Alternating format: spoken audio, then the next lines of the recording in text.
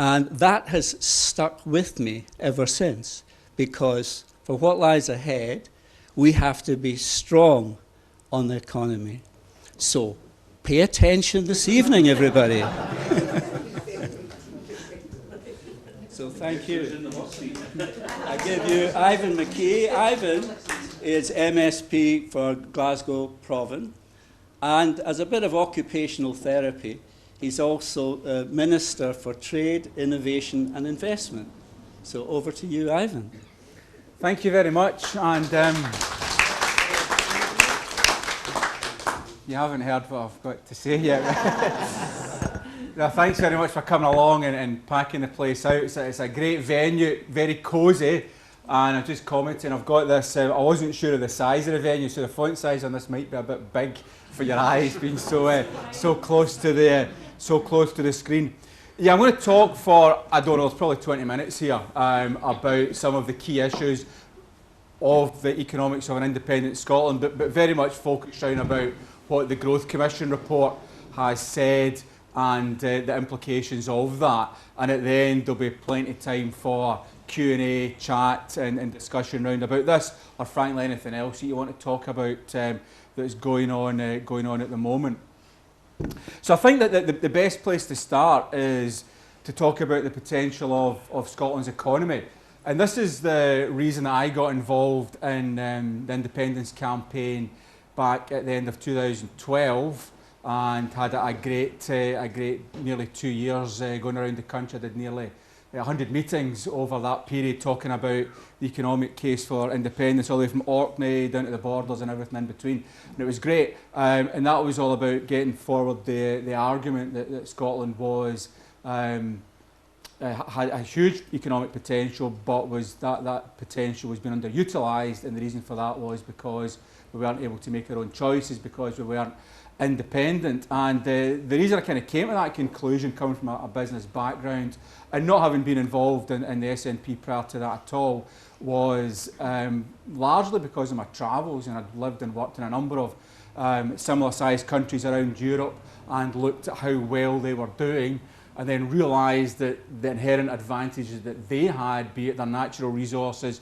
the industrial sectors they were in, the education level of their people, and so many others were not in the same to the same level as Scotland enjoyed. And the question, of course, was, well, why can they do that and Scotland can't?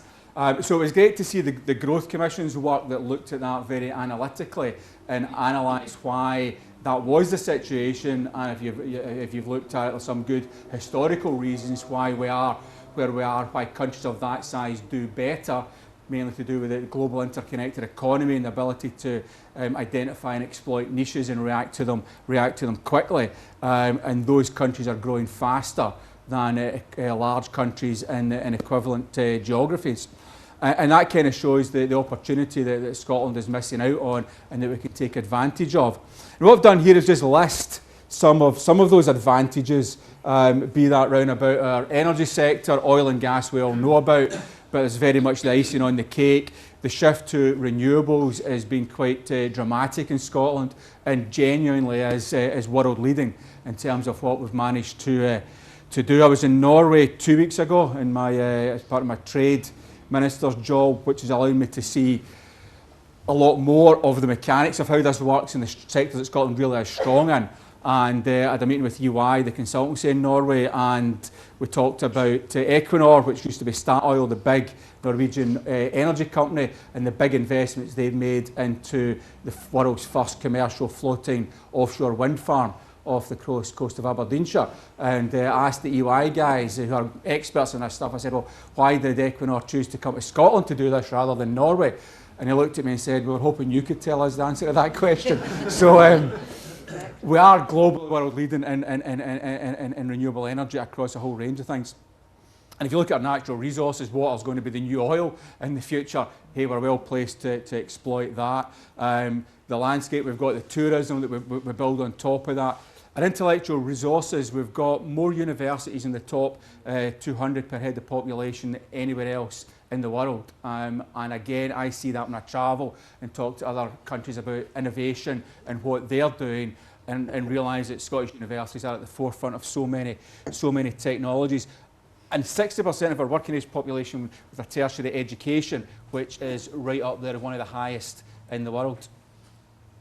And it goes on and on and on. Scotland leads the UK in terms of inward investment from international investors on R&D because of the inherent strengths we've got and the technologies that are there. Our established sectors, I mean, the City of Edinburgh, financial services, is obviously huge and going back centuries.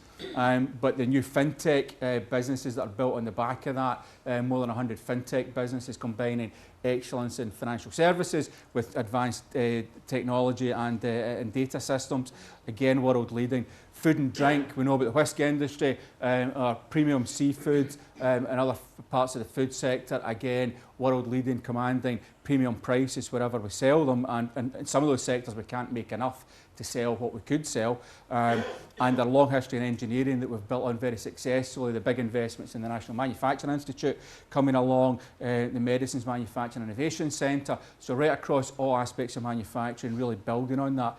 Life sciences, some of the work that's going on across 5 or 6 of our universities on very specific niche areas of medicines and development in that space, again, truly world leading. Computer games industry in Dundee, we know all about that and how effective that's been in capturing the share of the world market and as an economic driver.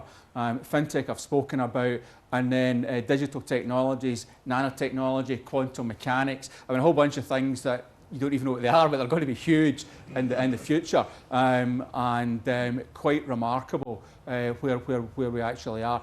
And my favourite space sector, you may not know that, but Glasgow manufactures more satellites than any other city in Europe.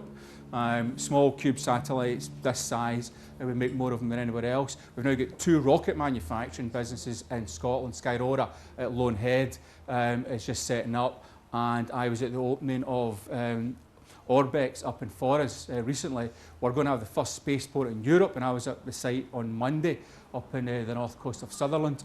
And built on what we do in the City of Edinburgh, around about the School of Informatics at Edinburgh University, the Higgs Centre at the Royal Observatory, and the work that they do in data analytics and data science, we've got the capability to exploit the biggest part of the space sector, which is bringing all the data back down, analysing it and selling it to customers, be that for environmental reasons, tracking forestry, tracking ships, tracking ocean currents, whatever it happens to be. That's what the data is used for, and we're very well placed to exploit that. And that's a sector that, believe me, is going to be huge in the coming decades. So when you look across all of that, Scotland is in a very good place. And on top of that, we've got great reputation worldwide and a huge diaspora, which we're only now beginning to figure out how to exploit the way that some of our neighbours, Ireland, an obvious point in case, have managed to do so over past decades. So all of the building blocks are there. If you wanted to design an independent country for the 21st century, you couldn't do better than take all the building blocks that Scotland already has. And the Growth Commission, what they said was, despite all of this, when you look at all of those inherent advantages, when you look across those 12 other economies that they looked at of Scotland's size, all of whom doing much better than us, from the Scandinavian countries, from Switzerland and Austria and Belgium, from Singapore, New Zealand and so on, they're all doing better than us. And the reason is because we don't have the ability to control the direction of our economy and how we want to invest the wealth that comes from our natural and human resources. And it comes down to the choice of where we want to go as an independent country, or continuing as we are just now. When people talk about Scotland's deficit and so on and so forth, that is a consequence of the mismanagement of Scotland's resources and opportunities by Westminster. Be under no illusions about that. It's breaking free of that would allow us to move forward. So the Growth Commission looked at this, what they call the next generation economic model, and it was learning from a number of those countries, and it was looking at the 3 Ps, which was how do we increase productivity in Scotland, how do we increase population in Scotland, and how do we increase participation. And that's all about, productivity is about investment in those technologies and getting better at existing technologies. The population story we know back in 1707, a good date to start from. Scottish population was 22% of the population of, as was then, Great Britain. and it's declined and declined and declined. When I was at the turn of the last century, in 1900, it was 12%. When I was a boy growing up, we used to talk about it being 10%. It's now 8%. And that population decline has been dramatic and stark. And reversing that has only started to happen in the last few years. And one of the reasons why Brexit is such a disaster for Scotland is, amongst others, is because of that brake it's going to put on our needed population growth. And participation is hugely important. That's about how do you get more people into the workforce, engaged productively in the economy, to help the labour market, to help build communities that badly need it, and to help the individuals and their families take advantage of the economic wealth that we're able to generate. So a big focus on driving down poverty levels, driving down inequality levels, and bringing as many people, be that people who are hard to reach from the labour market, be it people with disabilities that need help to get in the labour market, be it parents who need to come back into the labour market after raising families, and be it people that have been out for a long time and need to be given opportunity to come back in. So all of those form a key part of the work of the Growth Commission, and that inclusion and equality is at the heart of that model. And it's all about demonstrating how Scotland's public sector finances can be put in a much better shape than they are under the current system with Westminster. And there's a couple of points in there that are worth bearing out. One is that the UK is liable for the debt that the UK has at the moment. If you think about that in very logical terms, if you lend somebody money but somebody else owes you money, you can't go to the other person and say, well, go talk to them. That's kind of not how it all works. If you've got to deal with somebody and they owe you money, you need to deal with that person to sort out that particular debt. So the UK has borrowed money from international investors and the money markets, etc., to fund its debt, and it's the UK that pays back and is responsible for that debt.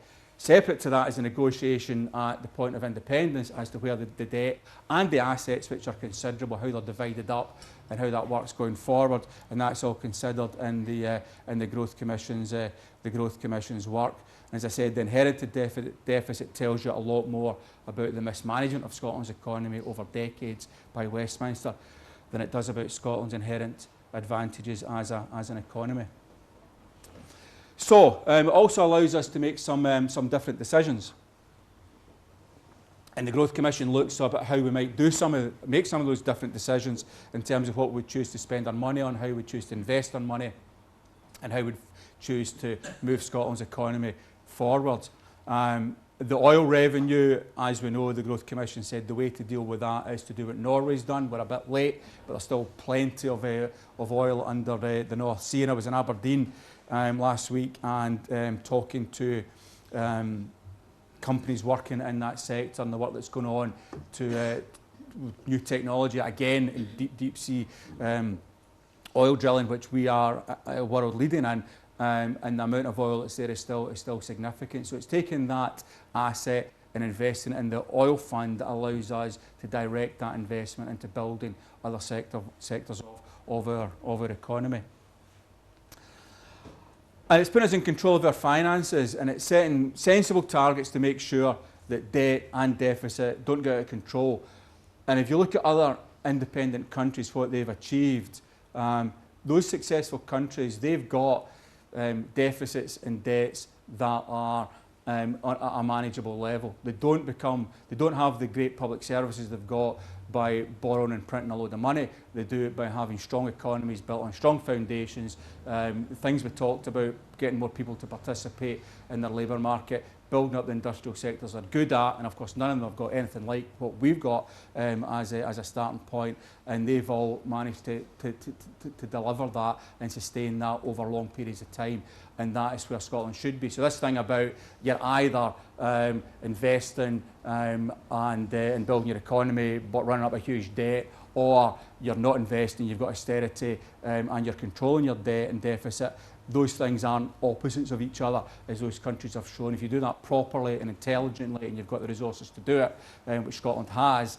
then you should be in a place where you've got manageable debt, manageable deficit and high investment into building a more equal, fairer and a more productive economy. And that is where we need to be focused. It's worth now talking a wee bit about the currency recommendations that are in the Growth Commission, because I know that's an area that people might want to talk about, and it's an area that's going through a bit of debate at the moment. What the recommendation is, and the recommendation that's coming to conference, is it should be the policy of an SNP government after independence to establish an independent Scottish currency. That should be done through a process that takes us from where we are today, under the pound, under Westminster control, through independence, and then leaving the pound sterling and moving to our own currency when that makes sense. And it lays out a roadmap for how that should be done, and it lays out some tests as to when we should choose to do that. And that's based on very sensible economic principles that allow us to get from where we are today in a series of steps to where we need to be and where we see those other successful independent countries as being at the moment. And what it proposes is that after the independence vote, but before Scotland becomes independent, so through that transition period, we set up the central bank. Okay? So we do that at that stage and get that underway. That then allows you, once we're independent, to have a look at deciding what we want to do, complete the preparations after independence, so we're in a position to take those decisions leading to our own currency when it makes sense. And the decisions on when we should do that are built on the 6 tests that are in the Growth Commission. I'll go through the 6 tests in a minute and talk you through each of those as to what they are, why they're there, and why they make sense as the way forward. So the question then is why is this the best way forward? Well, retaining the pound makes sense until it's safe to move to an independent currency. It's an economic argument, but it's also a political argument, because it's the easiest way to bring people with us through that independence journey. And at the end of the day, this isn't about convincing the 40 people that are already convinced about independence. It's about convincing the next 15 or 20% that most of whom voted no the last time, some of whom are yes voters that are kind of on the balance, about securing that slice of the vote in the middle to make sure those people come with us on that journey and understand that independence makes the most sense for Scotland. By some distance, polling shows that people in Scotland prefer to keep sterling after independence, right? That's the reality of where we are. So the conversation on the doorstep becomes a conversation of, what about the currency? We're going to keep the pound. Are you allowed to do that? Yes.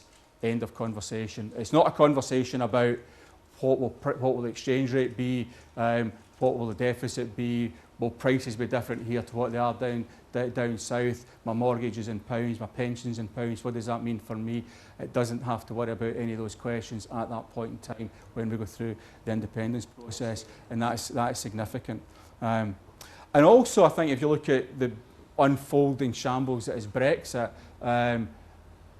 people will want to be secure in the knowledge that we are going through a process that's been thought about, that makes sense, and is going at a speed that can be delivered, and there's answers to all those questions, and that the decisions about currency are going to happen when it's the right time to do it, and most importantly, when the people of Scotland decide it's the right time to do that through their democratically elected Parliament in an independent Scotland. So, why would you not want to move immediately to a new currency? Well, as I've said already, it's not the most popular option, and it's a very difficult sell to make. On day one of independence, we're going to have enough things to worry about, setting up other institutions, taking control of institutions that are there, working on driving forward the other aspects that we need to do in terms of the welfare state, in terms of international relations, in terms of the economic levers we'll take control of at that point in time. There's quite a lot to be getting on with at that stage without having to worry about, yeah, we're going to have to set up a separate currency as well. And the priority at that point should be making sure that we get those other building blocks in place. And it also means we don't have to go through the process of diverting funds in that early stage into reserves to allow us to have foreign exchange reserves, which you would require if you're going to have your own currency and defend it on the international money markets. And we were talking before about the last great Tory mess up on the economy back on Black Wednesday. And that was when the UK government tried to defend the value of the pound to keep it in the ERM back in the early 1990s. And that shows you the mess you can get into in the money markets very, very quickly if you're trying to defend a currency that you don't have the resources to defend doesn't have the independent country doesn't have the track record to convince people that you've got the sustainability to deliver that, and you spend all your time fighting the money markets and worrying about the value of your currency rather than focus on what you should be doing, and which is, I say, getting the welfare state, putting it in the right shape for the country we want to build, set up the international relations and building on those with other countries around the world, and working on the other economic levers we will have control of to get our industry and the economy in the right shape. So for all of those reasons, rushing into that on day one is not something you'd want to do. So then it becomes the question of providing that stability for a period of time until we move to the new currency.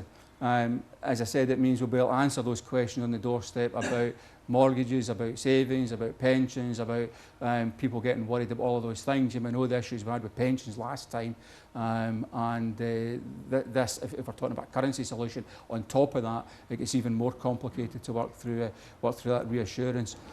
And about prices as well. We don't want to be in a situation on day one where we've got uncertainty about what the price of things are going to be north and south of the border. One of the interesting things about this is that currency is focused on so much as part of this independence debate. Now, the reason for that, of course, is that the decision was made in the No campaign back during the 2014 campaign to focus on that as a political lever to attack the independence campaign.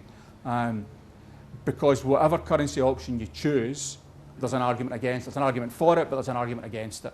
And we've seen it already when the SNP conference agenda to talk about an independent currency was put forward. Immediately on the FMQ straight after that, Jackson Carla was on his feet having a go at how ridiculous it was that Scotland would want to have its own currency. Right. So you think about that, they spent the whole first referendum campaign talking about why we couldn't keep the pound and why it was a daft idea to think we could keep the pound, and now they're getting lined up to talk about why it would be a daft idea to have an independent currency.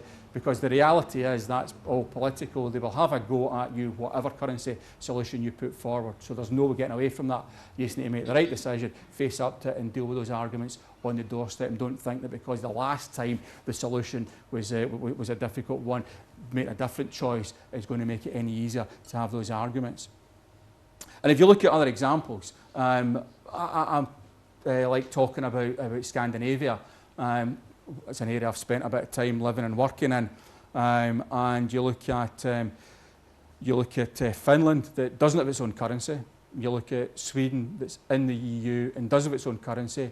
You look at Denmark that's in the EU, does have its own currency but ties it to the euro, and you look at Norway that's outside the EU and has its own currency, and then you look at Ireland that's in the EU and does have its own currency, and you look at every kind of possible permutation there, and you think, do you know what, they're all doing pretty well, because the reality is if the fundamentals of your economy are strong, it doesn't matter whether you've got to count your bank balance in any currency you like, it's still a successful economy that's generating wealth. And that's what's important. It's important to focus on building the economy and not get too fixated on what the currency is. And countries go through a process of changing their currency. I mean, the Baltic states have been through, they were in the Soviet Union, then they had their own currency, and now they're all in the euro. Countries go through that process all the time. And even sterling, people say we've had sterling for hundreds of years. We've had sterling tied to the dollar, we've had sterling free floating, we've had sterling in the ERM tied to the European exchange rate mechanism, we've had sterling on the gold standard and off the gold standard. Sterling's been through many different permutations over a long period of time in terms of how that currency was managed, what it was pegged to, etc., etc. So we should understand there's a political arguments to be won. We should understand that fundamentally the strength of Scotland's economy is sound, and that's what's important. And the currency solution we choose now and the currency solution we choose in the future should best be a decision as to how to manage and best take advantage of Scotland's economic situation at that point in time. So, moving to our own currency, it does give you some flexibility. I mean, you've always got trade-offs in that choice in every country that goes through that decision, whether it have their own currency, whether it be part of a bigger currency block, or whether it make some other decision and peg their currency to some other currency, has to go through that process. And it's a lot about the advantage of what your economic cycles are at that point in time, which economies you're trading most with, and what advantage you can secure between not having to worry about the international money markets on the one hand attacking your currency, how much foreign exchange reserves you've got. Denmark's got 60 billion euros of foreign exchange reserves to protect the krona, and they've got the European Central Bank sat behind them because it's important for the ECB that Denmark maintains that peg as well. So you need to be in a position to be able to do that. How important interest rates are versus how important the exchange rate is, and whether you want that to be a strong currency or a weak currency to help your exports. There's a lot of different decisions in that space, and there's no right answer. The answer will depend on where you are at any point in the development of the economy. So what the Growth Commission said is that should be done safely, securely, and in the best interest, most importantly, of the people and the economy of Scotland. The 6 tests, 3 of them are numerical tests, if you like. It's about having fiscal sustainability. It's about having a central bank, which will have built up by then over a number of years, and will have some stability and credibility.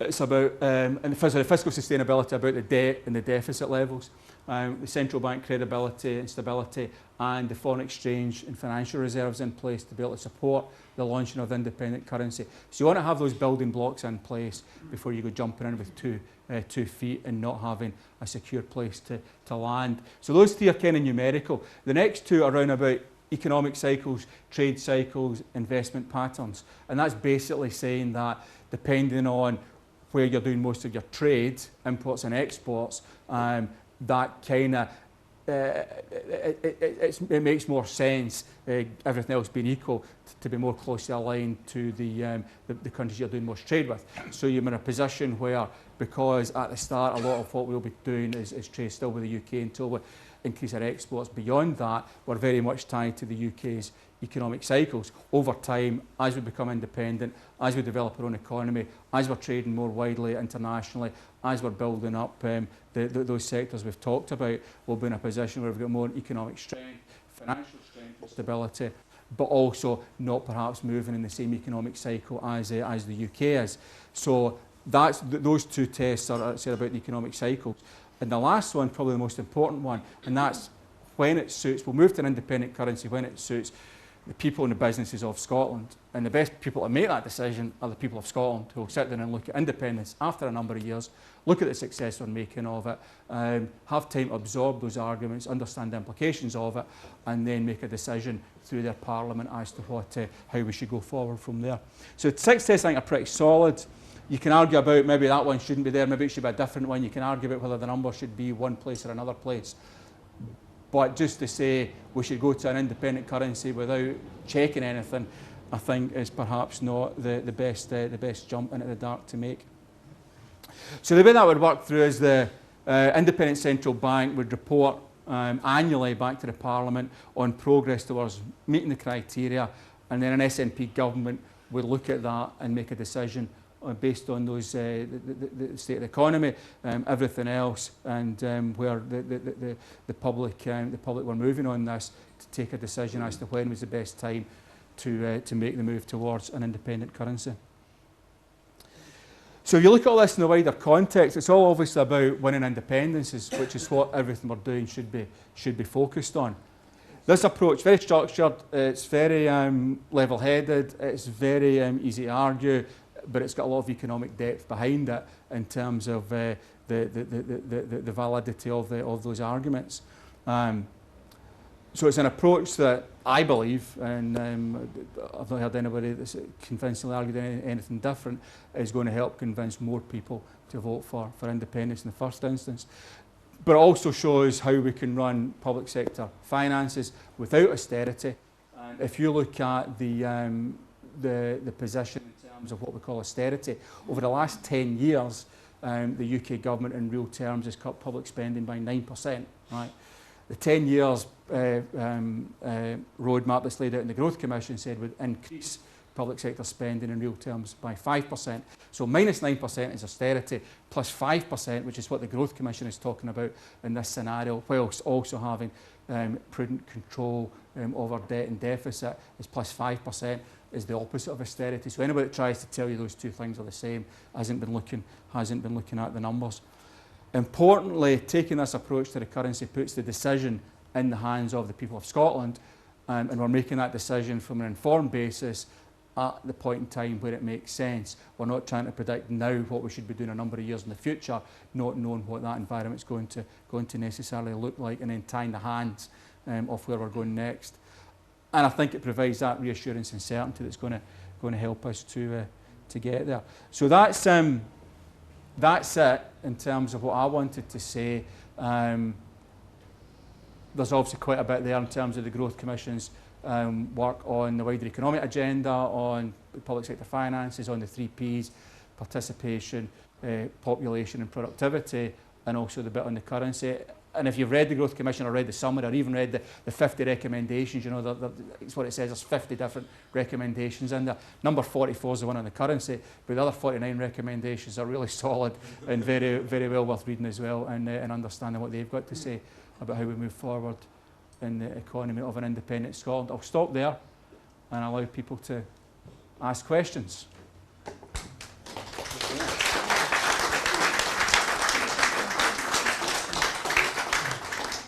As you probably know, this has been live streamed and will go out on YouTube, so best behaviour.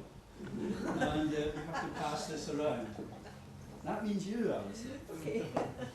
So you have to pass this around when you ask a question. So, shall we start? We'll start with Barry, and we'll move on. Okay, I've really got quite a few, but just... I'll pick one. I'll pick 2. Okay, I'll let you off. The first is the question of the solidarity payment. Yeah. There's a reason that the UK is called Perfidious Albion. And I used to be of the belief that this was the way to go. I'm now of the belief that we should take the EU line and say nothing's agreed till everything's agreed, and the payment of our share of national debt is dependent upon good faith, but not as a starting point, but it's dependent upon good faith when shown in economic matters by the UK, because we know how treacherous they can be. The second one on the currency, and I'm basing this on probably not great economic knowledge, but a bit. You can basically tag your currency to any internationally traded currency. That's how Thailand tags the dollar, for instance, my wife's Thai.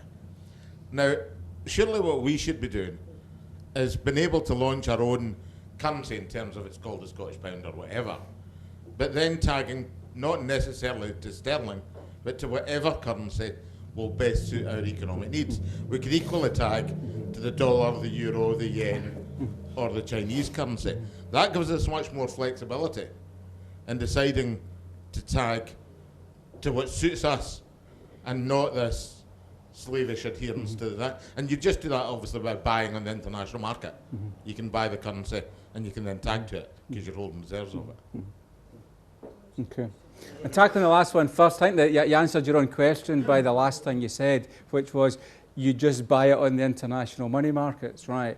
So the way Denmark does it, the way Hong Kong does it to tag to the dollar, Thailand and other countries that do it, is they do exactly that. They intervene on a hour-by-hour basis on the money markets to keep their currency, and it's not exactly tagged. If you look at, if you key in DKK versus EUR, you'll see it kind of goes like that, and if you blow the scale up, it's moving within fractions of a percent, minute by minute, right? And the reason it's doing that is because every time it goes like that by a fraction of a percent, they jump in and buy, and every time it goes like that, they jump in and sell. So they're constantly managing that. Now, to be able to do that, you need to have a war chest yo big to be able to throw billions in and out of the money markets to be able to buy and sell. That's the problem, and if you're on day one of independence, you don't have that luxury. So the reality is you're going to be in the point where the money markets will decide where your currency is going to be, and you're going to be fairly powerless to do anything about that, unfortunately. You then got the option to do that over time as you build up the reserves, and then you're in a place to do that. And one of the things in our advantage, and I was looking at the data earlier today for another reason, is that Scotland's trade balance, the difference between what we export and what we import, we export quite a lot more than what we import. For the rest of the UK, it's the opposite, right? They've been exporting a lot less than they're importing for quite a number of decades now. So in terms of building up foreign currency reserves over time, you're in a better place to be able to do that. So that's why over time you do that to get yourself in a position where you can do exactly that, which you can't do on day one. Because on day one, all you've got your own currency, all you can do is print more of your own currency.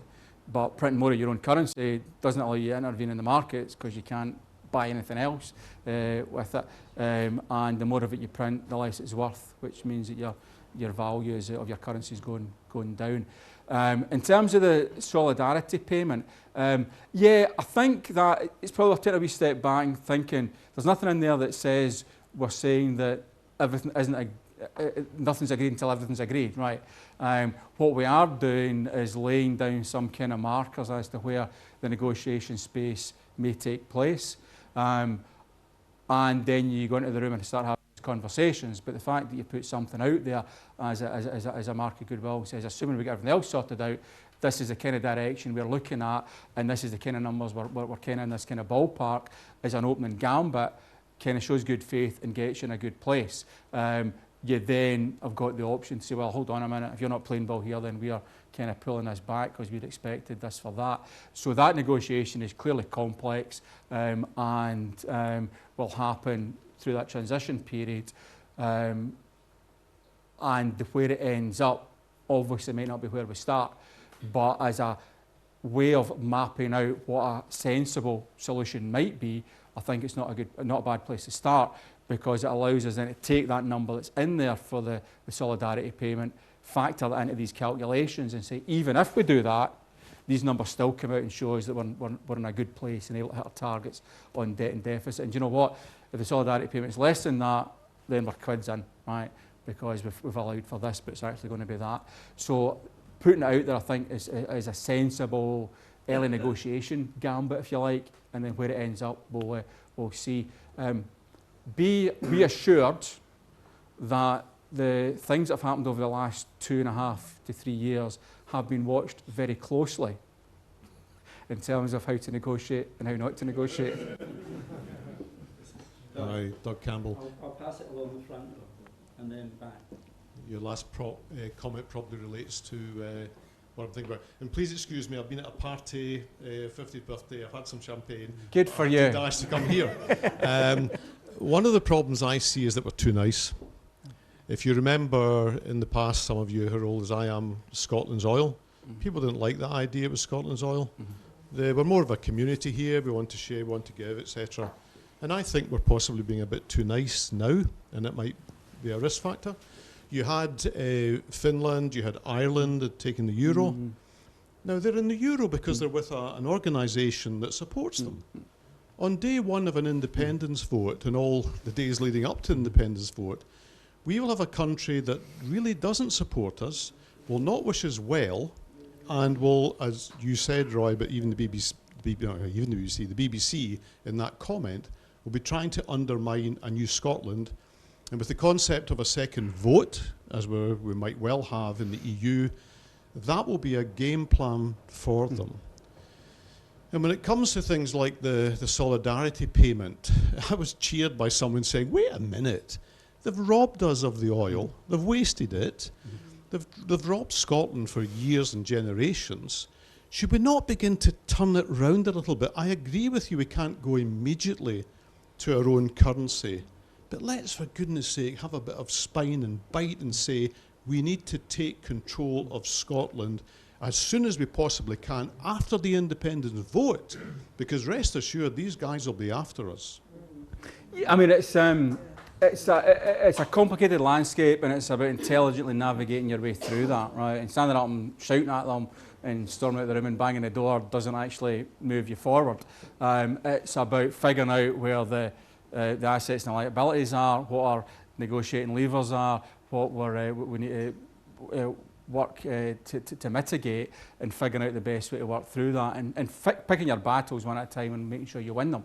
And the first battle we need to win is to win the independence vote, and then we need to put the foundations in place I talked about in the Growth Commission, and then we address the currency question. I think that's the stages we need to go through, and trying to fight all those battles on day one doesn't make our hand any stronger. If anything, it makes it harder, and I think we've got to make sure we understand that and figure out, as I say, it's all about winning each of those battles as they arise.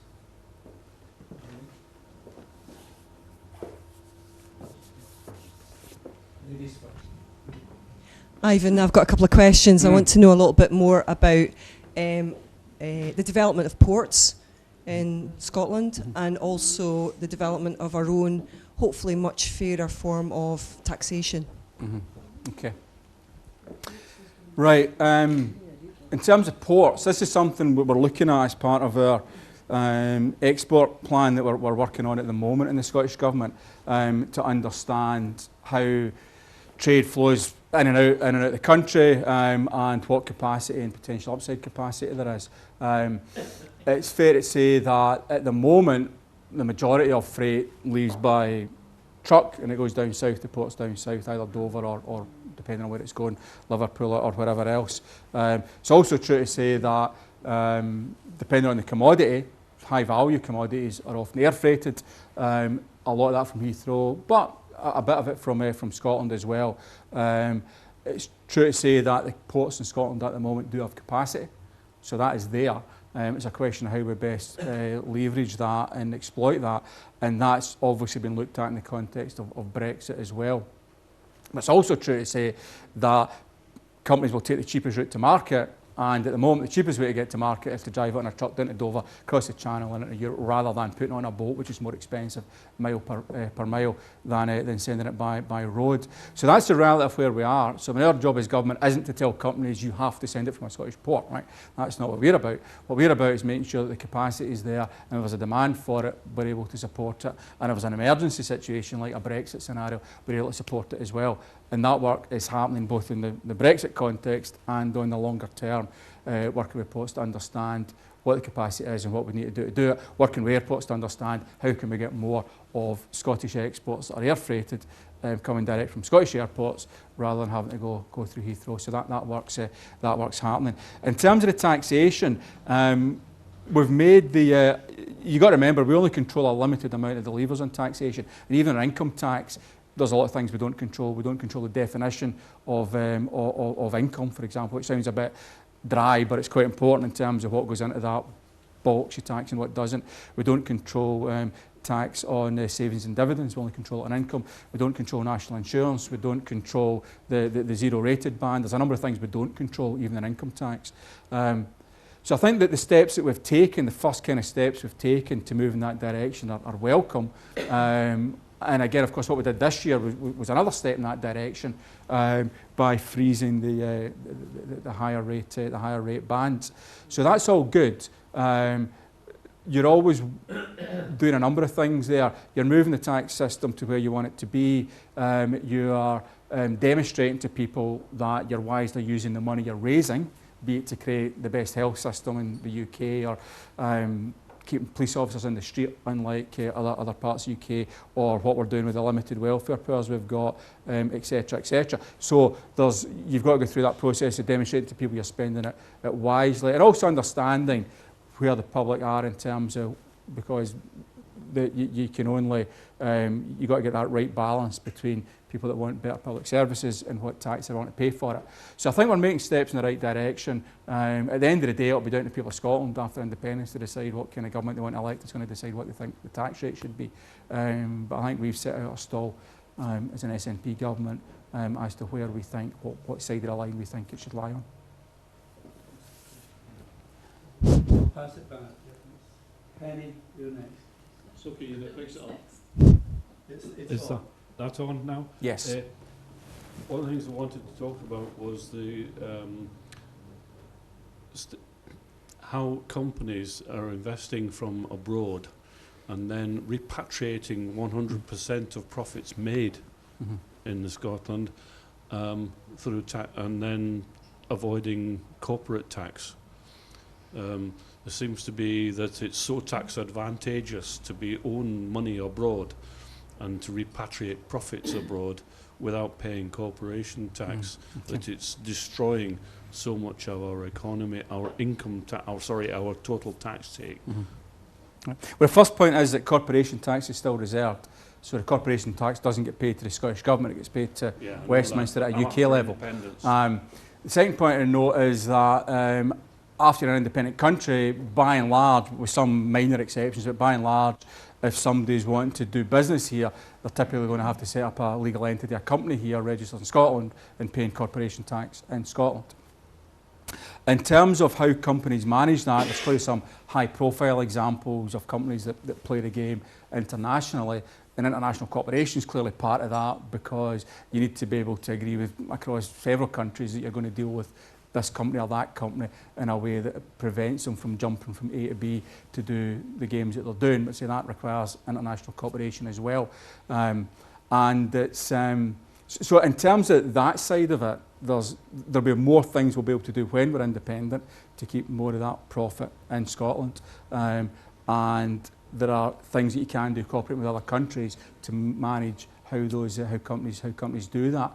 But you also got to take a step back and understand that in the global interconnected economy, foreign direct investment is by and large a good thing, because it's people taking their money, bringing it here and investing it here, either hiring people here and paying their wages, or giving orders to local companies to supply them with the bits they need to make whatever they're making, etc., etc. And in terms of foreign direct investment, Scotland's done well. I talked about the R&D spend, the R&D investment in Scotland.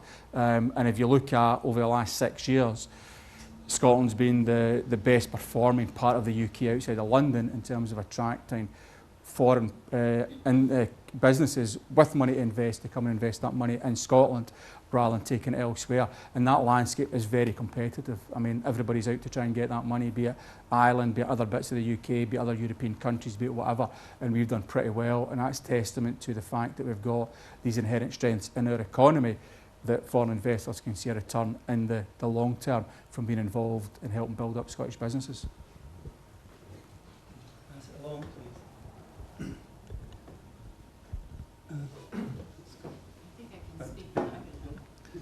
You need it for the live stream. That's what's picking it up. Oh, yeah. Sorry, I didn't understand. That's why I've got one on as well, even though I'm not connected to anything here. I have two comments. One has to do with money and Yeah. currency. And what the Growth Commission sets up is a perfect regime of constant and chronic capital flight. Why would I have a bank account in Scotland, which is talking about having its own currency, when I can have a bank account in Manchester, in pounds, constantly sending it down there? And the fact is we have no more banks that are Scottish banks. That's one point. And it worries me that the Commission's concern is peace. Everything should be peace. It should be reasonable and sensible. And I sincerely doubt that that will be the situation. I'm skeptical in the extreme. And it's the idea that the politics of money are what you need to be concerned about, which links to my second point.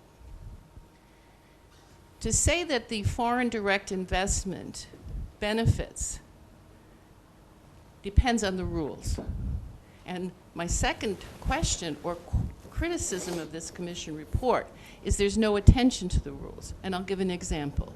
Livingston's Motorola plant was shut down because Margaret Thatcher said that was okay, but France did not.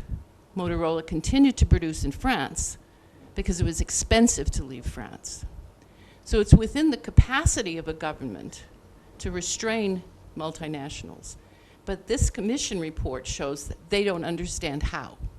So because I have no confidence in their ability to constrain multinationals, I'm very critical of what they're saying about currency. Okay, I mean, so you're saying you don't like one thing because you don't like a different thing? I don't like either of them. But Okay. So your currency position is based on the fact you don't like the investment side no, of it. And if you talk the currency position is based on the fact that I'm a monetary economist. Right, so I can pull out that. Which means what? It means that's what I did for a living.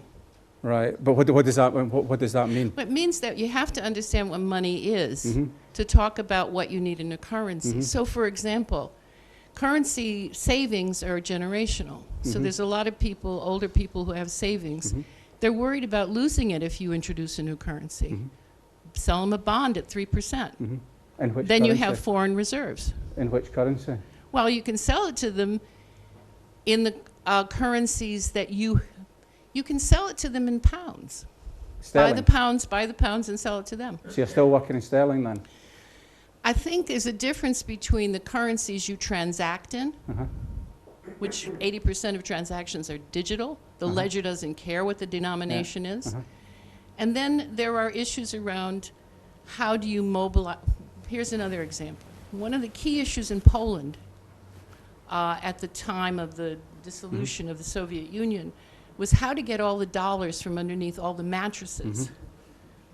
It's true. People were sending people in Chicago, huge Polish population sending money. They would go around and say, you can trust us. And people would say, that's what the communists said. And they really, really had to work. They had foreign exchange in their country in bills, and they couldn't get it. Yeah. I think you need an inventory of the wealth of the people of Scotland.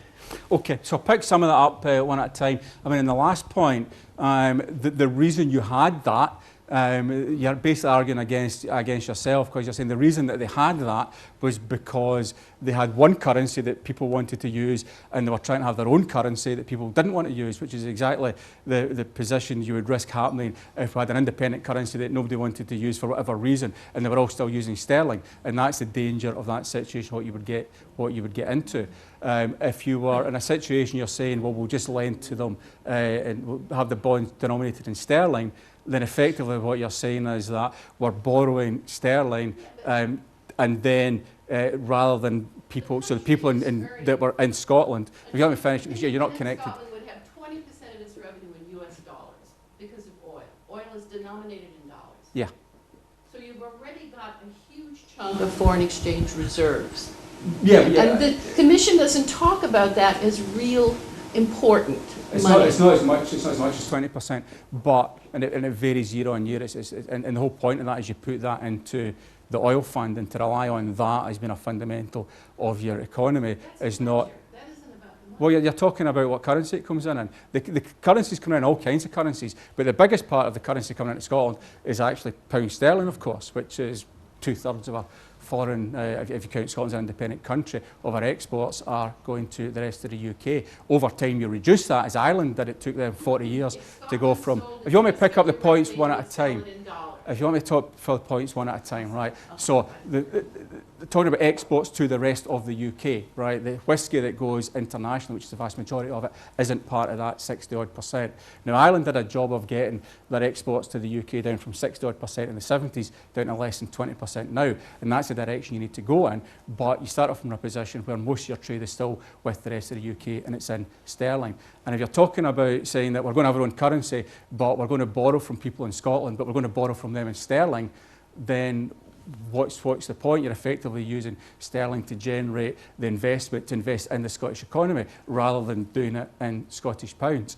And if you're talking about investment, you're talking about FDI, which by and large is a good thing, right? Because you're bringing in money from abroad to invest in Scotland. And at the same time, you're talking about the danger of capital flight, which is the opposite of FDI, which is people taking money out of Scotland and putting it in a bank account somewhere else. You can't say that both of those are bad things when they're the opposite of each other. So there's a lot of different things there that don't stack up. Now, in terms of the modern monetary theory stuff, I mean, from what I've seen of that, basically it rests on the idea, which isn't a modern idea at all, it's a very old idea, which is that if you want to get yourself out of economic trouble, the answer is to have your own currency and then print loads of money, because then you can just buy your way out of the problem. And there's this fallacy that by printing loads of your own money, you can invest in stuff, you can pay more people to whatever. The problem with that, the fundamental problem with that, of course, is it completely trashes your exchange rate and your currency becomes worth less and less. Well, that's why I asked you what you were talking about in terms of modern monetary theory. Right, That's what okay. you said. Right, sorry, I thought that's what I heard you say. No, I wasn't saying that at all. I was thinking of Hong Kong and what Hong Kong did. Which was what? It Hong Kong's currency is tied to the dollar. No, Hong Kong, before the big changes, Uh-huh. had 7 different currencies. It had a currency basket, Uh-huh. right? And all of the currencies it earned formed part of its reserves. Uh-huh. It worked very well Right, for and Hong how long Kong. did it take to build up those reserves before? Well, I over mean, currency? we got to start somewhere. Exactly, and the whole point is we start from where we are, and then when it makes sense and we do have those reserves, we're in a position to make a decision about going to an independent currency. Okay, so it's probably best to move on. Can we move on, Penny? Yeah. Thank you. Yeah, just Craig Murray, I remember his television programme talking about the Scotland's stolen seas, and it's a much talked about subject, obviously painful for many of us, but how long do you think it would take us to recapture these seas after independence? And he did touch on the fact that there was also some independent judiciary or something, international judiciary, that would actually manage to sort of argue our case, as it were, internationally. I can't remember the name of that, but can you see a way in which we can get these things back fairly quickly? And yeah, I mean, what you're referring to quickly, is etc. There's a line in the sea going out from the English-Scottish border going into the North Sea, and depending on how you read UNCLOS, the UN Convention on the Law of the Sea, the line can go in a different way. And under Tony Blair, they kind of drew the line in a way. That's right. The process by which you would go and get that argued internationally, I have to admit, I'm not an expert on. Right, okay. It would certainly be something that would be on the agenda. I've no doubt it would be something that would be part of the negotiations about where it would end up and whether it go through that route or whether it go through a route to an international court. I have to admit, I mean, they actually redrew the line the day before the independence, the Scottish Parliament came into being. The day before, they literally redrew the line, which showed, well, great wiliness on their part, to say the least. So, yeah. It's, thank you.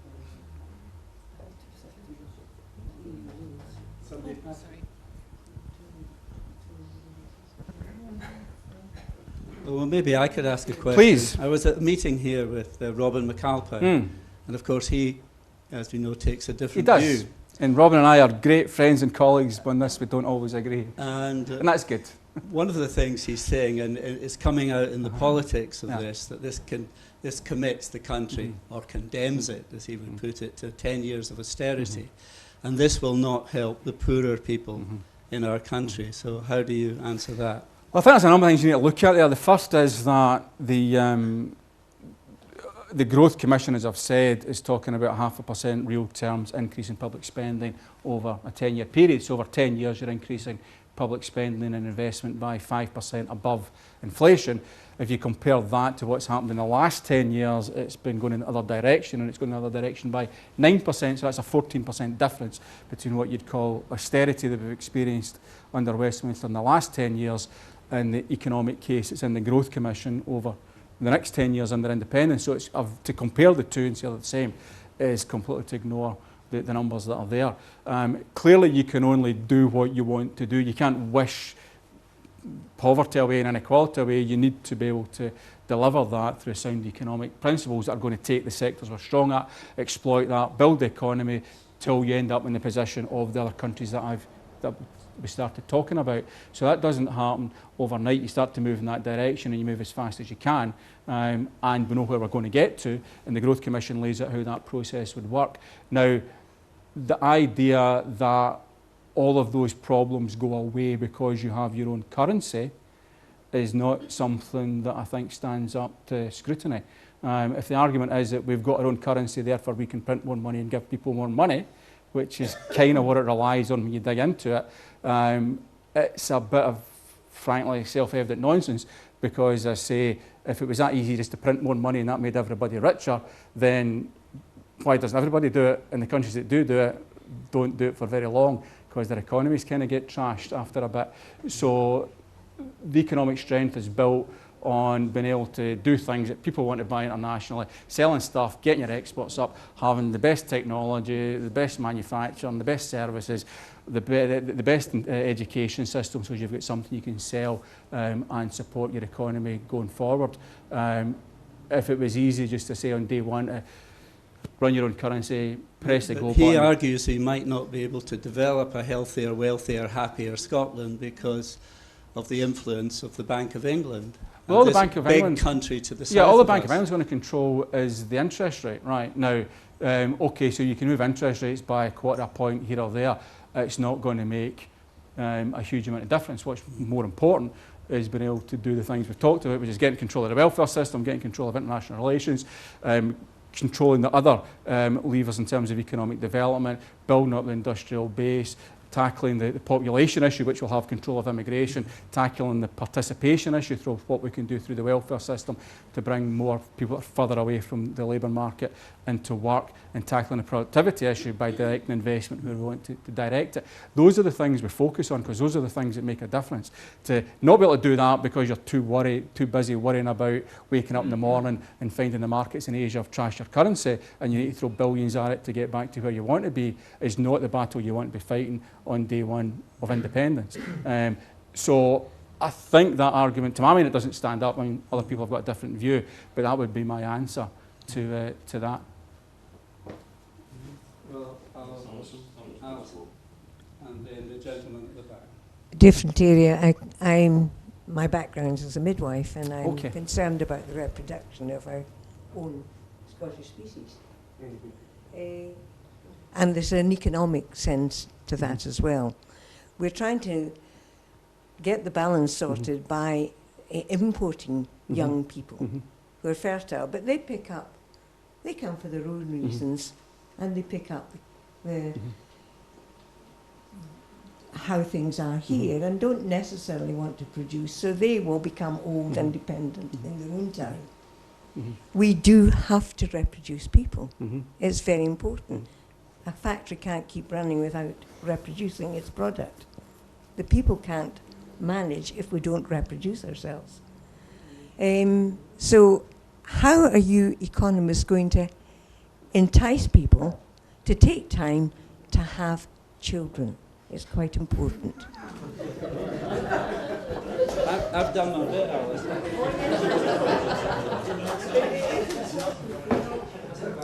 More steps, please. Right. Yeah. I mean, this isn't an issue for Scotland only, right? This is an issue for every country in Europe. No, there are worse countries than us, but Italy is worse. Some Eastern European countries are worse. We're probably kind of in the middle. And Scotland's population issue isn't a fertility issue or a birth rate issue, right? The issue is emigration and less immigration. Those are the issues that make a difference between why Scotland's population is what it is compared to England's population, compared to population in other countries. It's the fact that so many people have left Scotland and continue to leave. So the job is to convince people who not to leave because there's opportunities here, to convince people who have left that it's worth coming back, and to convince people that are elsewhere that it's worth coming and living and working and studying here. Those are the issues that will tackle population. As I say, that fertility rate is pretty much the same across Europe, and in the countries that, if you take Poland for example, it's actually, if I'm correct, lower fertility rates than it is here. So the countries the people that are coming here aren't coming in and learning our ways of not reproducing. That pattern is evident right across all of those European countries already. And as I say, in many of them to a greater extent than it is here. So I think that family-friendly policies, absolutely, there's a place for them, without a doubt. But the challenge on population is effectively a challenge on stopping people emigrating and convincing more people to come back or come here in the first place. Absolutely, yes. All of that is part of the same picture, yeah. Or 2 years paid parental, because it's a job. No, I get the point. And as I say, family-friendly policies are very important and deserve to be 2 years per child paid. Right, I have a question. I would like to know how an actual Brexit will affect the case for an independent Scotland, assuming Brexit takes place. Yeah, okay. Big assumption. Yeah, and I think we don't know where we're going to end up with Brexit. It's hugely unpredictable, and every time you look at it, we're going in potentially in another direction. I think the range of options is actually opening up wider rather than narrowing down, as you would expect at this stage in the process. So given that amount of uncertainty, it's difficult to pin down exactly where it's going to go. In terms of the implications of that for Scotland, I think it's very clear that people are looking at the Westminster system and the parties that are there, and recognising very clearly that they are not up to the job, the system is inherently unable to deliver, and asking the big question about, is that something we want to be part of? There are also many people, and a lot of them in Edinburgh, because of the way it voted no and then voted very overwhelmingly for Remain. There's a whole range of people who are who were no voters in 2014 but are very strongly in favour of membership of the European Union, who will look at that and look at an independent Scotland being part of Europe as being something that they want to consider independence in the context of that they might not have looked at it in that view 5 years ago. So I think those are things that kind of count in our favour, if you like. There is an issue, and be frank about it, when times are unsettled, people are less likely to opt for change. And if you're in a difficult place, not knowing what's happening, perhaps a Brexit shock coming along to the economy, and looking at the fact that change can be difficult depending on what it is and who's driving the change, that is something that we need to address. And that, I'm sure, will be part of the discussions going forward in terms of the next independence referendum campaign. But it's something we need to deal with head on and explain why the future for Scotland allows us to be able to make those decisions ourselves, rather than being part of this larger entity that's got a different direction and philosophy on our relationships with Europe than we have, and that because that situation didn't work out to being successful, doesn't mean that the independence offering, which is a very different offering, shouldn't be successful. So I think we need to make those arguments. Depending also what happens in terms of where the dust finally settles, clearly you've also got issues then round about whether the rest of the UK is in or out of the customs union, in or out of the single market, and that affects the relationship with Scotland. But one thing you can say, well, a few things you can say with certainty, Scotland is the rest of the UK's #2 export partner after the US, so we are hugely important to the economy of the rest of the UK.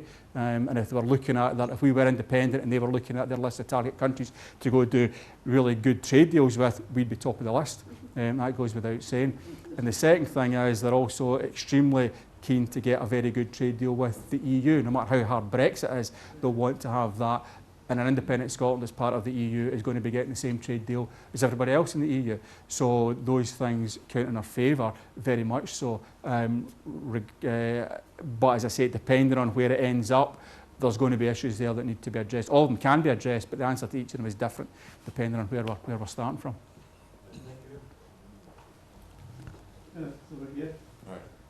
Hello. So my position is quite precarious because I work in London in private equity. My boss is actually one of the biggest Tory backers, donators. I'm just secretly in there just trying to see how he makes so much money and get out. But actually my question's kind of more indirect in relation to what you mentioned about young people and the aging population. I think it's a really big issue, and I'm half Korean, half Scottish. Even though I sound English, I'm really sorry about that. So one of the really good programs I've seen from small countries, a lovely program from the Netherlands and Korea actually. They noticed that loneliness in the aging population is a really big problem, and students who can't afford housing is a massive problem. So they decided to combine the two together. They put old people. They had I think it's a massive success still. They had all people willing to take in students, and this is a government program whereby these young students can live with them, live with the elderly population, and they learn so much from each other. And the loneliness, is such a huge issue. I think it's not looked at enough, and it's been doing wonders. And a thing that they found out is that when these people pass away, instead of the house just kind of going into ether and not being just being left to ruin, they go, you've been wonderful to me, and I want to give you something back. And it's actually sorted out a lot of the housing problems and helped a lot of people at the same time. That is a good idea. It's something that a small country can do. Yes. And as a small country can take control of, the Netherlands and Korea. So I think Scotland maybe is the right kind of size to be able to say, let's implement a policy like this. We have that scheme here. Oh, really? Okay, sorry about that. Whoops. Okay, whoops. But it does highlight the point that, yes, you're right. Small countries, and we've seen it, can identify those problems, bring everybody together, figure out an answer that can be a bit imaginative and go and implement it much faster than large countries can, because they become so big that the government layer is very disconnected from what's happening on the ground. Any further questions? A couple of cautionary notes on what we're saying. It might be obvious to everyone here that the Westminster system's an utter shambles and we could hardly fail but to do better. But there's murmurs, particularly within the unionist press, of saying if it's this hard to get out of a union that you were in for 40 years, imagine how hard it'll be to get out of a union that you're in for 300. And that's the way they're going to pitch this. Yeah, no, I've no doubt, and that's what I'm saying. We need to be ready to be able to deal with that, and there are good ways to argue against that. And the other one about the Growth Commission, it's got a lot of good things in it, but it does seem to accept the capitalist model. And while that's free market capitalism, maybe that's not so bad. But what we're looking at now is a combination of vulture capitalism and disaster capitalism spreading around the world. You can see what Trump's doing. You don't need to look very far. Now, surely what we have to do, given that we don't have a magic wand to start on day one, is to protect ourselves a bit from this. And really that means looking more at, I don't say we don't want inward investment, but we should surely be looking at SMEs, at the Landesbank system and such like, and developing as quickly as possible the indigenous. Small businesses employ more, they keep more money in the economy, they're generally better for small countries. Yeah, you're absolutely right, and it's that combination. I think the Scottish National Investment Bank that we're setting up this year with 3 billion of Scottish Government money going into it and then leveraging up other money and with a focus on those types of businesses is a big step in that direction and indicates that there's more we could do, a lot more we could do with that under independence, but that's very much on our focus. And the work that I'm doing on how we increase Scottish exports, a large part of that is focused on exactly those businesses, which are Scottish-owned SMEs that do export but could export an awful lot more with the right support, and we're putting a lot of focus on that.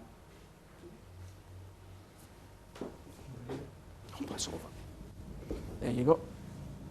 Could I just ask you to elaborate a bit on, you mentioned, someone else asked about, what's Brexit, how's Brexit going to affect this, and you also mentioned, an emergency situation. And if the UK's exit from the EU does turn into a moderately shambolic situation, which seems to be at least possible at the moment, and also back on what they were saying about how hard is it to exit from a 300-year-old union, do we have a way of explaining to ordinary voters that there is an achievable and sensible and practical route for Scotland to go from being part of this shambolic UK that's just come out of the EU?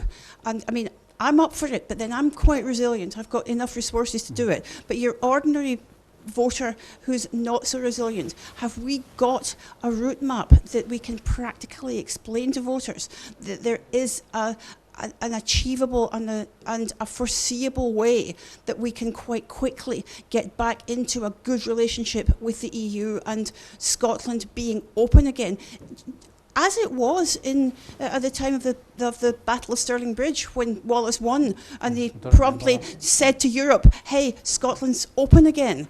And how do we manage our 21st century Lubeck letter or whatever it is?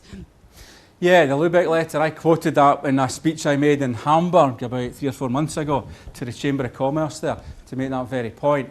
We're working hard at that international linkages. You see the stuff that Alan Smith does, Mike Russell, Fiona Hislop, Ben McPherson, and the First Minister are in Europe very often. I've done now 10 trips to Europe in the last 9 months to promote Scottish business and trade, and very importantly to make that point about how and why we are different and why we want those links to be maintained and continued and strengthened with our European. Yeah, so that's happening. In terms of the voter, it comes down to do the people of Scotland think we can make a better job of it, right? And you can look at Brexit and say Brexit's a mess because it's Brexit, or Brexit's a mess because of the people that's running Brexit. Now, I mean, I think Brexit is an extremely stupid idea, and really wish it wasn't happening. But if you were in charge of doing Brexit and that was your job, you could have made a much better job of it than she's doing. Because what you would have done at the start is got everybody in, had a look at it, said, right, it was quite close, but we've got to satisfy the result. And we've got the Irish issue, which frankly they just didn't understand, and many of them still don't understand. And then you would have said, right, if we're going to leave, we'll leave on the best possible terms, which is stay in a single market, stay in a customs union, exit everything else, and then move on. And you would have done that fairly quickly, and it would have happened within the time period, and you would have not been in the best situation, because nothing's as good as being in the European Union, but you could have done that and moved on from that fairly quickly. The problem they've got, therefore, isn't that Brexit is causing the problem, even though it's not an optimal solution by a long way. It's because of the people and the system that's running the process. And I think that's an important point to get across to people, that we can do that better. And that's about building that up. It's what the Scottish Government's done over the last where are we now, 12 years since we've been in power, across a whole range of sectors, be it what we're doing that's different on welfare, what we're doing that's different on NHS, what we're doing we're different on all aspects of the police I've mentioned, and all aspects of how we run the country. And it's connecting with individuals that see that they can influence the Scottish Parliament and the Scottish Government in a way they could never imagine or dream of influencing what's happening at Westminster. So all of those things add up, and that gives people confidence that we've got the ability to do that ourselves. And I think that's what will make the difference. My favourite comment is from an American commentator who said, the UK is committing economic suicide. It just can't make up its mind how to do it. Yeah.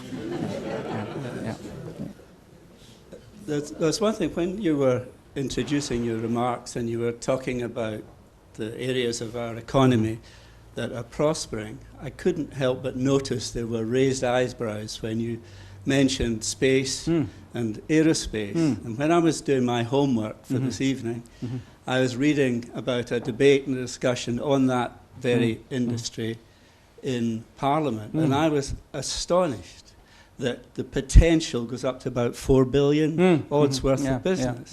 Now, how many people in this room knew that? Oh, there we go. Somebody's been listening to the debate. There we go. Now, this is my point. That made me think about many of the people in this room are activists. We go out talking about this stuff. And it's very important that we know it. Now, what I did this evening, I looked out those election leaflets by those good people there. This is one going back to the Yes campaign. The only mention of wealth creation or business is the small business bonus. And people notice the word small. This is one about, notice I just took things that fit in my pocket. This is what has the SNP ever done for Edinburgh. No mention about wealth creation, all the wonderful things you talked about, small business bonus. Again, small. And then there's this glorious thing, which some of you remember. 140 different things, I remember that. Oh no, there's 100. What is it, 144? There you go. Now, if you look at this, most people don't read all this, only people like me do. In the eye-catching bit, the yellow bit, what does it talk about? The small business bonus. Now, what I'm saying to you, we are doing some wonderful things. If you look at our leaflets, some of the literature, we just don't know. And you guys aren't doing a very good job of telling us. You know. Well, I'm coming here tonight to talk to you good people about it. When I started my remarks, I was delighted because I remember hearing you 4 or 5 years ago and was enormously impressed and felt empowered when we were out in the streets. And I just think we need to know more about this sort of stuff. Well, the unionists sneer when anybody mentions it, as if it's a joke. Yes. And so the public are very well aware of the SNP on spending, but not on wealth creation. Yeah. And I think my message to you, to go back to Hother, is that you've got to do more about promoting what you've been talking about this evening and giving it as the information in a way that we can handle in the street. Yeah. Exactly. No, I think that's, you're absolutely right. But I would take that step back. The reason we've got me in this job and Kate Forbes doing her job, which are two new positions, and Derek Mackay looking over the whole piece, and Jamie Hepburn doing his on the economy and finance, and Jamie Hepburn doing his work on businesses, because we've created that team in government of 4 ministers who are focused exclusively on the economy and finance and how we drive that forward and how we communicate those messages. So there's a recognition from the First Minister that that's important.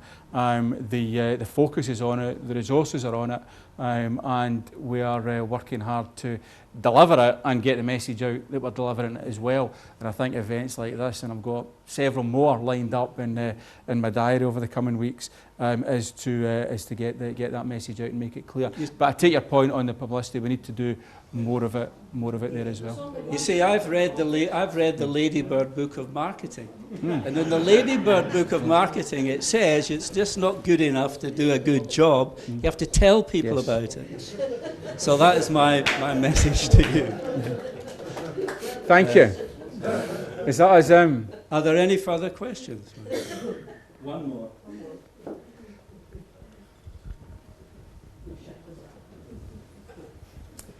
Yeah, I am reading quite a lot about MMT just now, and so one of the things that's within that as a paradigm is the concept of a jobs guarantee.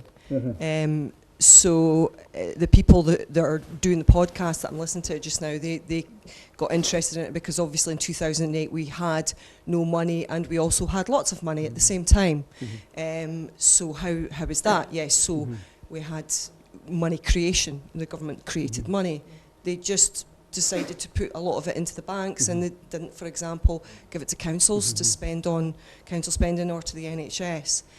But one of the things that they point out in the podcast as well is that if you have people who are idle, you know, people are your resource, they're your big resource, and if they're not working and not doing useful work, then it's something like $1 billion a day lost in the American economy down to people not working.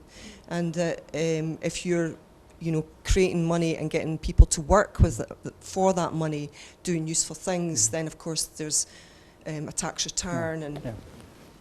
No, it's absolutely. I mean, that is absolutely correct, right? That's absolutely correct. It's how do you expand the economy? How do you invest? It's a Keynesian approach, and absolutely it works. The issue at the moment in Scotland is that we've now got unemployment at a level which is the lowest it's been since 1973 or 4, right? And every month I look at those numbers and they're nudging down more and more. Now our unemployment is lower and has been for a few years now than unemployment in the rest of the UK. Now, it's 3.5%. Yeah, hold on. Yeah, I'll come to that.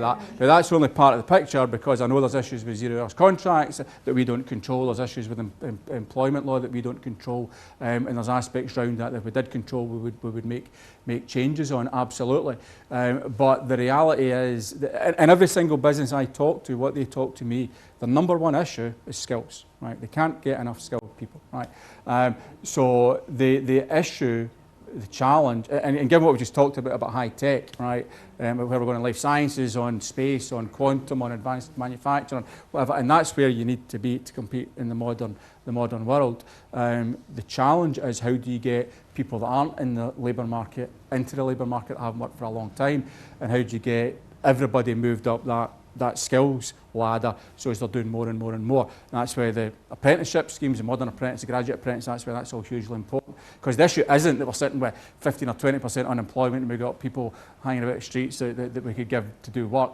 The issue is the skills challenge and the hard to reach challenge. The people that have either got a disability that's a challenge for them, or they haven't worked for a long time, and need to start at the very basics, as in how do you go and hold down a job, or people that are unfortunately in the loop of they've got in and out of prison, drugs, etc. That's the challenge. It's how do you get, and Jamie Hepburn's doing a power of work there on the employability.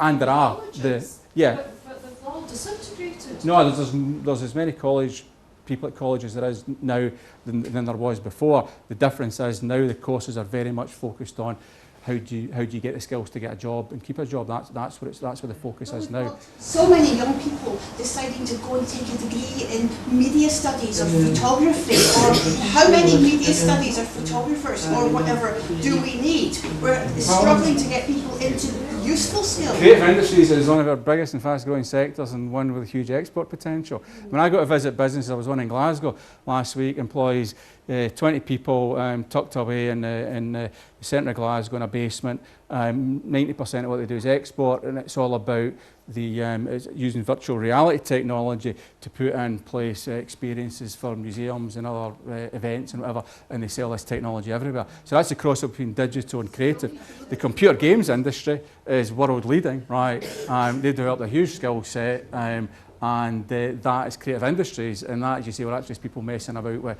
whatever, drawing pictures on computers, but industry is huge. And well, then the crossover from that, the folks that are in that business are looking at that, and the things that they've learned in that business, they're taking into fintech to drive new fintech businesses that are taking financial services to places that they never thought they'd be able to go, never imagined it, because they've got the technology and the view of their business to be able to make those adaptations. So there's a lot of stuff in there, and to look at it and say, just because it's media or photography, you can't make money at it. Absolutely you can. And the economy is becoming increasingly a service economy. So those skill sets are hugely useful as well. So it comes down to how you get people along that skills ladder, and how do you get them into the labour market in the first place. Not because there aren't jobs, but because there are other challenges there that need to be tackled to get them into a place where they're holding down a job that they haven't done before. So before I conclude, sorry, I'll just finish on that. So when I go off my constituency, which by the way has the highest unemployment in the country, everywhere I go, there are employability classes. There's wee rooms like this with 10 computer screens in them, with people coming in and doing job applications and getting support for that, or doing online stuff or whatever. So that there's a lot of activity happening there to work away at the folk that aren't in employment and give them the support they need to get into jobs that they can do. Okay. Before I conclude, I think Colin, who comes all the way from West Linton, has an announcement. With my other hat on, I'm actually vice convener of Yes Linton, and we've managed to get Leslie Ridder's third series on the nation, Norway, the twin nation. We've got that tomorrow afternoon at 3 o'clock in the afternoon in the St Andrews New Church Hall. So if you fancy a wee journey into the countryside to a beautiful wee village of West Linton, do come along. It's free, by the way, and we've actually got Leslie's going to be there to field questions and give you answers. So that's tomorrow, West Linton, St Andrews New Church Hall at 3 o'clock. Okay. If you could book on Eventbrite, that would be appreciated. It's free. It's free. We're not charging for entry, but helpful if you could book ahead. So there's also the village market is actually preceding the showing. So I mean, if you were thinking of making if you want to make then there's a lot. So it's the place to be tomorrow afternoon. Just a reminder, I need a couple of bigger and stronger than me people to help me put the chairs away. And Irene will take a collection at the door, as usual. And if you leave your glasses on the table, if you have them, that would be appreciated. Well, Roy, I'm going to put my other hat on as well as co-convener, Yes Edinburgh North Leith. We have someone to talk about modern monetary theory and the jobs guarantee on Wednesday. So if anyone wants to come to that, that's in Papillon, Commercial Street, Leith. Yeah. Oh, that's wow. on the Facebook page. So it is the economy. Yeah, So- and I'll just finish up by saying thank you very much for coming along. And yeah, it is all about the economy. So go and learn what you can, watch stuff on YouTube, and talk to other people about it, because it's a very good place we're in. And you absolutely rightly said we should make the most of it, because that's what's going to help get us over the line in IndyRef too. So thank you. So can I conclude by thanking you all for coming, because it's you coming that makes these evenings. But Ivan, that was superb. I really enjoyed it, really appreciated it, and it's useful. It will help us.